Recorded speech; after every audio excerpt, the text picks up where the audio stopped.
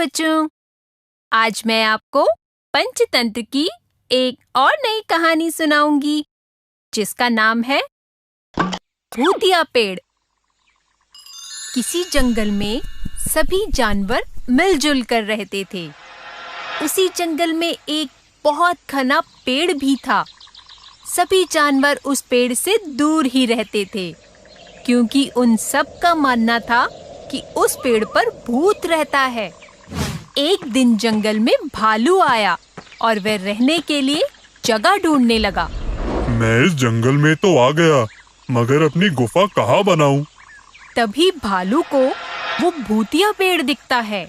यह जगह थोड़ी डरावनी लगती है, पर यहाँ शांति बहुत है। मुझे अपनी गुफा यही बनानी चाहिए। भालू उस पेड़ के नीचे पहुँचता ही है कि तभी वहाँ बंदर और हाथी आ जाते हैं और भालू को वहाँ अकेला देखकर बंदर बोलता है, अरे भालू भाई, तुम यहाँ अकेले क्या कर रहे हो? मैं यहाँ रहने के लिए गुफा बना रहा हूँ। भालू भाई, तुम यहाँ अपनी गुफा नहीं बना सकते। यह जगह सुरक्षित नहीं है। सुरक्षित नहीं है? तुम कहना क्या चाहते हो?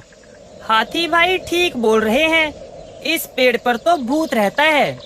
तुम मेरे घर के नीचे अपनी गुफा बना लो, वहाँ तुम्हें कोई परेशानी नहीं होगी। अगर यह सच है तो मैं अपनी गुफा बंदर भाई के घर के नीचे ही बनाऊंगा। तीनों वहाँ से चले जाते हैं। भालू अपनी गुफा ठीक उसी पेड़ के नीचे बनाता है जिस पेड़ पर बंदर रहता था। भालू निश्चिंत होकर वहाँ रहने लगता है। एक दिन भालू जंगल में घूमने के लिए निकलता है। घूमते घूमते वो उसी पेड़ के नीचे जा पहुँचता है। अगर इस पेड़ पर भूत रहता है तो वह मुझे इतने दिन से दिखाई क्यों नहीं दिया?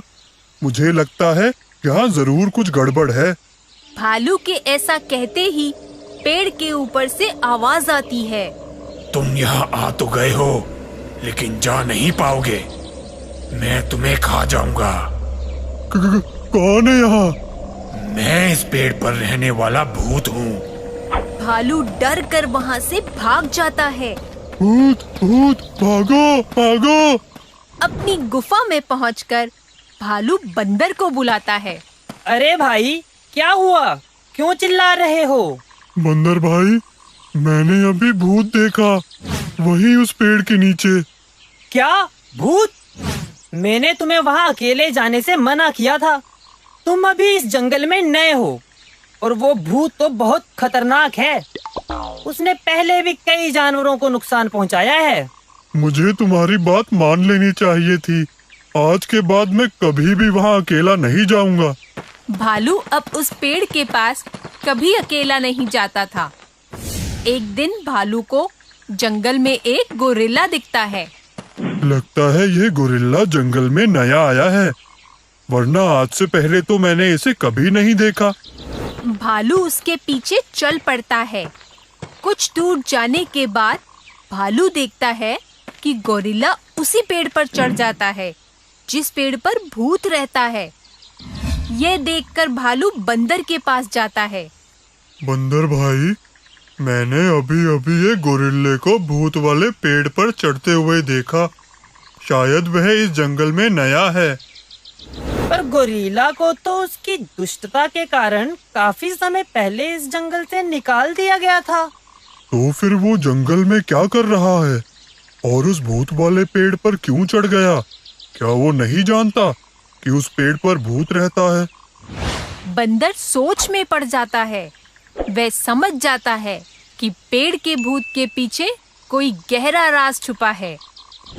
बंदर रात को भूतिया पेड़ के पास ही एक पेड़ पर चढ़कर छुपकर चिल्लाता है, अरे वाह, बहुत दिनों के बाद किसी गोरिल्ले की खुशबू आ रही है। आज तो पेट भर कर खाऊंगा और यह गोरिल्ला तो मुझे देख भी नहीं सकता क्योंकि मैं तो भूत हूँ। गोरिल्ला ये सब सुनकर डर जाता है। वह सभी जंगल के जानवरों को इकट्ठा करता है। फिर वह उन्हें सारी बात बताता है। बंदर अभी भी उसी तरह से चिल्ला रहा होता है, आज तो मैं गोरिल्ले का मांस खाकर ही पेट भरूंगा। पर भूत तो इस पेड़ पर रहता था, फिर आवाज उस पेड़ से कैसे आ रही है? महाराज, पेड़ पर कोई भूत नहीं रहता। आपने मुझे जंगल से निकाल दिया था, इसलिए मैं इस पेड़ पर आप सबसे छुपकर रहता था। सभी जानवरों को मैंने ही भूत बनकर डराया था, जिससे कोई मुझे देख ना सके। लेकिन अब यहाँ सचमुच का भूत आ गया है।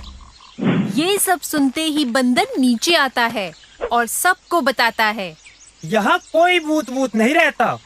पेड़ पर रहने वाले भूत का सच सामने लाने के लिए ही मैं भूत बनकर इसे डरा रहा था, ठीक वैसे ही जैसे इसने हम सबको डराया था। गोरिल्ले का झूठ पकड़ा जाता है और उसे जंगल से बाहर निकाल दिया जाता है।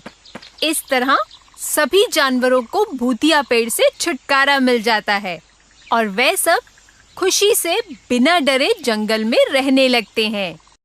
तो बच्चों, इस कहानी से हमें ये शिक्षा मिलती है कि हमें डर का सामना बहादुरी से करना चाहिए। अगर आपको हमारे वीडियोस पसंद आ रहे हों तो इन्हें लाइक करें, चैनल सब्सक्राइब करें और हमारे कार्टून शोज सबसे पहले देखने के लिए बेल आइकन दबाना ना भूलें।